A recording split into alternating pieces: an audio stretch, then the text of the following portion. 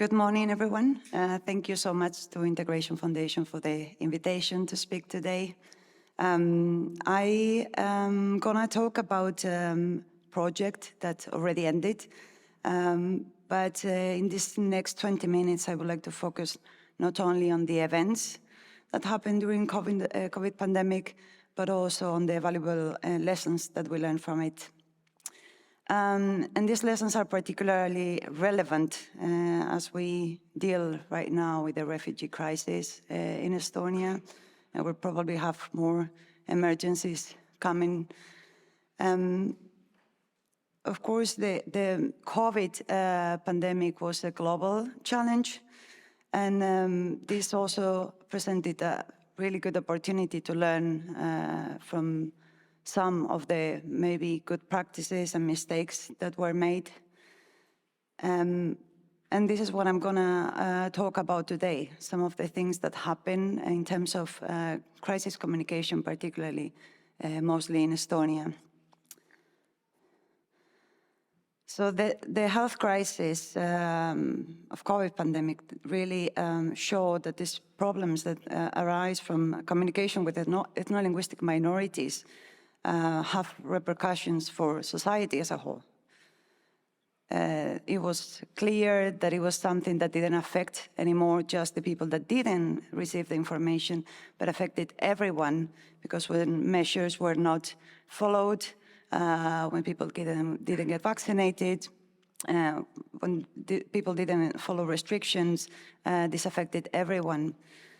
And this I think, help to put more emphasis on communication with these minorities. And it was clear also during that time that it was not enough sometimes with providing information in different languages, but there had to be adaptive communication strategies to be implemented during a crisis that was targeted at specific groups.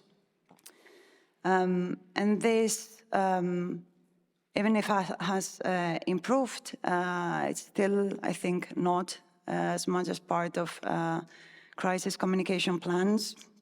And these communication plans frequently fail to meet specific needs of particular groups. And they use often this language and communication tools that are not understood by the people in need. This doesn't affect only linguistic minorities. Sometimes the messages are too complex also for speakers of official languages. Because of this global nature of the pandemic, this provided a very good moment for conducting research on crisis communication. And you can see here some of the projects that were conducted, communicating COVID-19, translation and trust in Ireland's response to the pandemic. This, of course, was conducted in Ireland. Sustainable translations to reduce inequalities and vaccination hesitancy. That was conducted in Italy. Even if these studies are really helpful to address some of the obstacles, some of the barriers, and suggest new strategies, they also remind us that there is not a universal solution.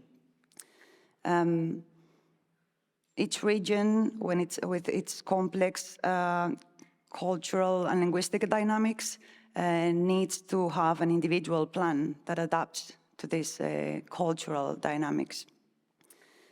In Estonia, this challenge is particularly pronounced because there is a significant Russian-speaking minority and a smaller segment that uses English as a lingua franca, as myself. And ensuring timely and reliable information, it's really vital in a moment of an emergency. So this is how the last project that you can see here, improving communication with migrants for crisis preparedness, lessons learned from COVID-19, took place. It was conducted by researchers from Estonia, Finland, and Latvia. This beautiful bunch that you can see there.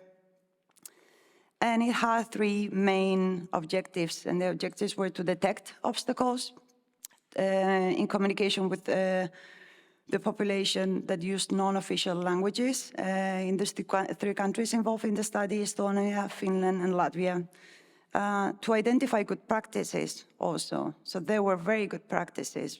And as long as the pandemic developed, there were, of course, more good practices because people started to learn from the mistakes. No one was prepared for this at the beginning.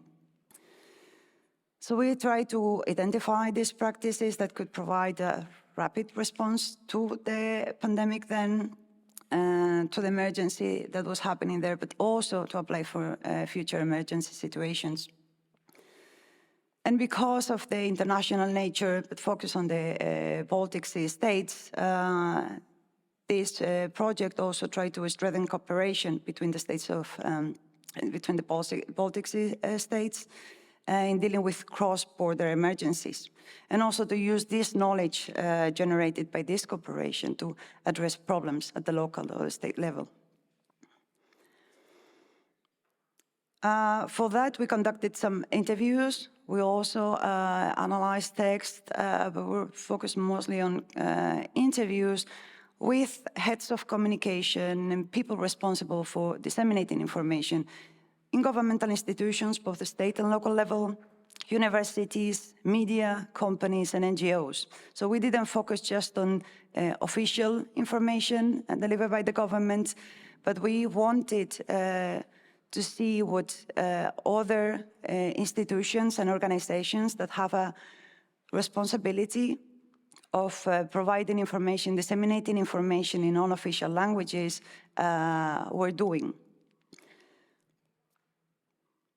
So some of the obstacles that we found in this, I'm going to focus on what we found in Estonia, but this was very common also, or many of these obstacles were common to the other countries that were involved in the study, to Finland and Latvia. So as probably you would have seen, and I guess this happens also everywhere, there were delays in providing information in non-official languages. The problem with this is not only that, well, people don't receive the information, but if we, in the moment that we live in, we don't wait for the information to come to us. So if I don't find information on a website or official institution, I'm going to find information somewhere else. I'm not going to wait for someone to provide it to me. And sometimes well, I may not find it in the most reliable sources. So this is sometimes a very big problem, especially during an emergency where there must be clear message, unified message. Another big problem was the viral spread of misinformation, exacerbated by propaganda in some countries. This happened in Estonia.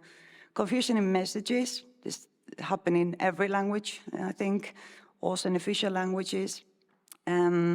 Sometimes caused by this lack of terminology or glossaries, for example, when translating information.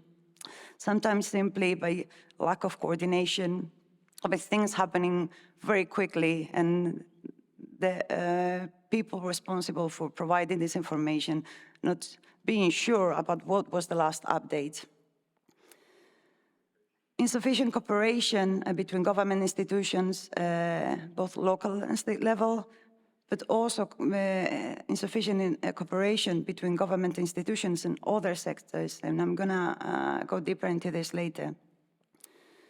Insufficient structure and coordination in decision-making. I mentioned before, things were changing pretty quickly. Sometimes messages got confusing for everyone.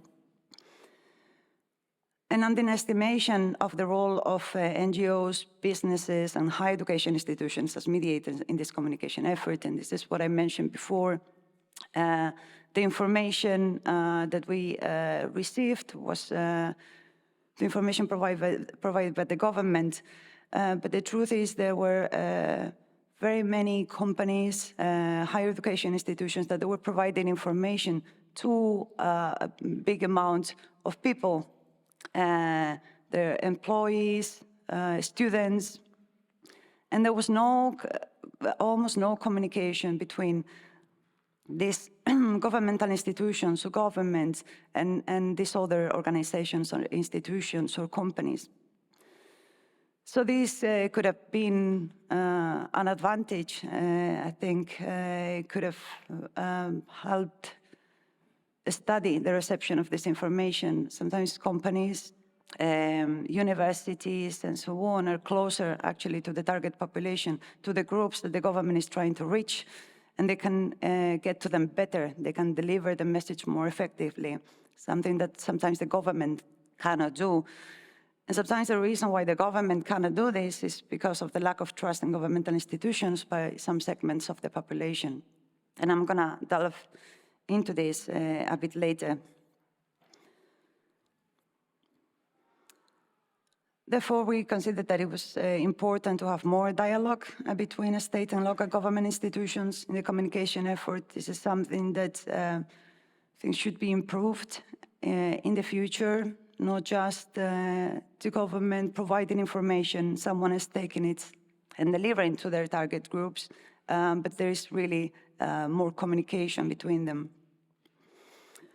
Use of less common channels to reach part of the population, depending on age, on ethnicity, different channels can be used to target different groups. Consider the reception of information by the population in smaller organizations, in companies. This is easier. I mean, we see each other in the corridor and you see what people think, what problems they have. At the government level, especially state government level, this is very complex.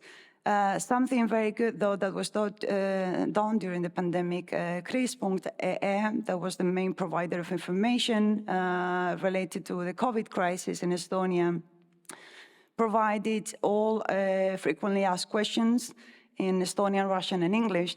And these questions were updated constantly based on the calls that were made to the state helpline. So this actually was a very good practice on using the knowledge gained by studying the reception of this information. And as I mentioned before, recognize the role of businesses and educational institutions and NGOs in crisis communication. So we'll delve more now into another problem. I mentioned some obstacles that happened during the pandemic, in communication during the pandemic, but there is clearly an underlying problem that was there before the pandemic and is there after the pandemic, and it's distrust.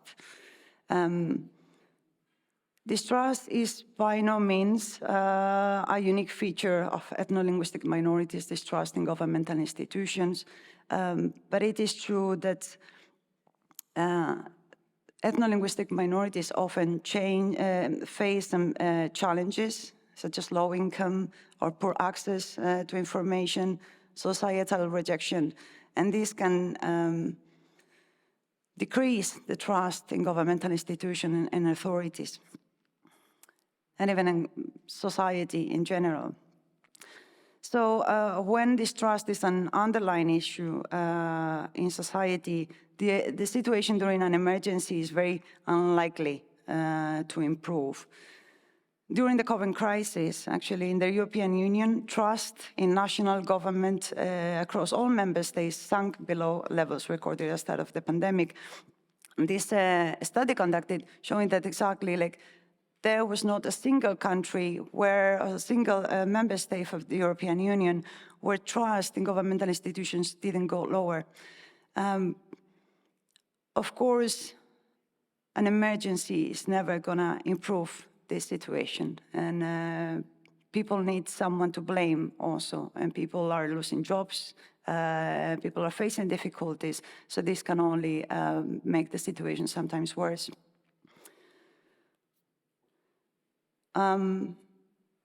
This study conducted by Ebish and Mishi, so that in the context of the pandemic, they conducted this study during in a previous emergency, but they showed that trust is a very important predictor of behaviors. Public acceptance of behavioral measures, such as we had during the crisis pandemic, during the COVID pandemic, is positively related to trust in politicians and scientists. So if we don't trust, as we saw, politicians and scientists, it's very unlikely that people follow the recommendations. In Estonia, unfortunately, distrust in governmental institutions, particularly among Russian-speaking minority, has been a constant challenge. And as I mentioned before, it's not likely that this is going to improve during a crisis. Sometimes the problem is during the emergency, there was a bigger emphasis in trying to communicate with these communities. Even though this can improve sometimes the situation, using just minority languages in specific campaigns, in particular times, with specific purposes to mobilize the population, can actually backfire, can be seen as something hypocritical, create more resentment and more distrust.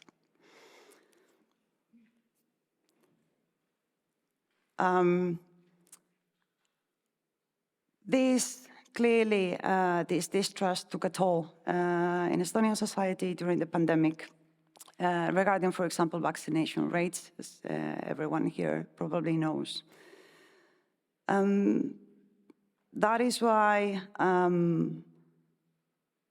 my focus today is on this particular aspect, on building trust. This has to be an ongoing process that cannot be achieved in a very short time, let alone during an emergency. And this is also part of crisis preparedness. Building trust before a crisis happens is part of crisis preparedness. Because as in any other area in life, trust does not come by default. It is not a given, it has to be earned. And to be earned, this is a continuous process. This is a continuous effort that cannot be replaced by one-time action.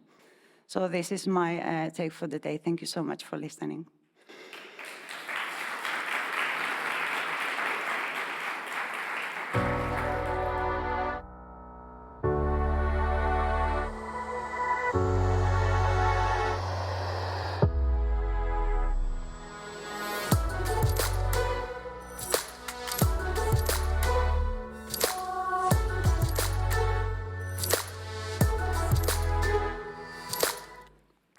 Thank you very much, Tanya. I don't think we have questions online, at least I don't see any. So, ladies and gentlemen, daamid ja härrad, kui teil on küsimusi saalist, siis palun andke käega märku ja mikrofon jõuab teieni. Kuna hetkel ma ka saalist küsimusi ei näe, siis ma küsin ühe küsimuse ise. Tanya, so you I think you understand better when I ask my question in English.